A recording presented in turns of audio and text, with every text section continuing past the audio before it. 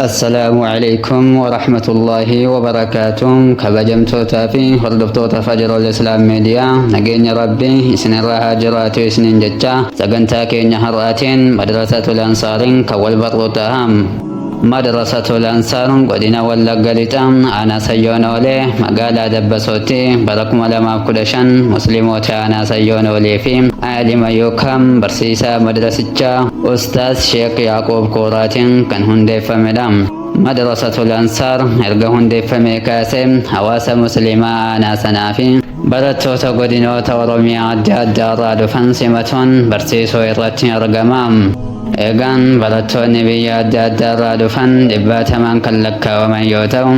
gosoonni barnoota achi keessatti baratamus banniilee adda addaa kan akka hadiisaa, tafsiiraa, sarfii, balaagaa, nahwii, fiqii, mustalaa hadiisaa, mantiqa, aqiidaa, seeraa fi faraa'ida barsiisuu irratti argama. Halqaan ilmii Sheekh Yaaquub kun hundaa'uun isaadhaa bara 2000 fi akka lakkoofsa biyyattii kanaatti bara 2015 akka itti waaqa hundaa'eeti. Bara jammaraa barattoota Ibba sadii oliin kan keessummeessa darbe baratti aanu akkuma kana barattoota ibba sadii fi lamaa gidduu kan jira kan keessummeessaa turedha. Itti aanuudhaanii waggaa sadaffaatti illee akkuma kana darsoota baay'ina qabanii kan keessummeeffamaa ture jechuudha. Har'a ilmi as keessatti qaraamaa jiru hundumaa fanni usulaa qabee yoo asii wal lakkoofne usulla, riyaada, buluuga, tajriida, tafsiira akkuma kana siiraan jira, akkuma kana fiqihiin jira, nahwirraa gosi hundi nahwiin jira, balaaqii, manxiiqii, sarfiin jira. Kun guutummaan qaraamaa kan ture eeggii bara 2015 eegalee haga guyyaa har'aatti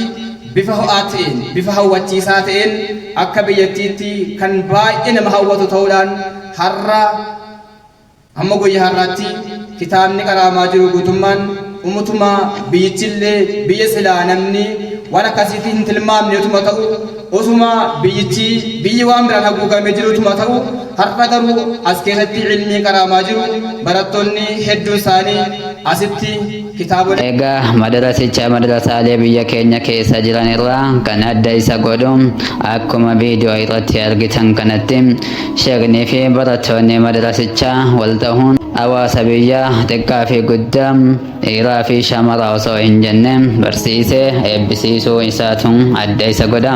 Eegaan darasoonni keenya kan ilmi shari'aa barbaadan imalli keessan gara madrasatul Ansaar ana sayyoonolee akka ta'u isinin jennaam. Jaarsi inni hundee mukaa jala jiru immoo Ibraahiimi alayhi salaam nageenyi sarara haa jiraatu. والصبيان إجولين حوله ناس أجرن سلمو وأولاد الناس المان والنماتي لئن جتول دينيا إجول منماتي لئن والذي يوقد النار جتول ديني المان نما جتوني المان ما ساتي والذي يوقد النار إني بدأ نفسيزمو مالي جتول ديني مالي سجدامو خازن النار واديا جهنماتي النار الأولى ملائكة مكانسا مالك جلمودا خازن النار واديا جهنم تولي والدار الأولى غدير رامو جدا التي ذكرت دار العامة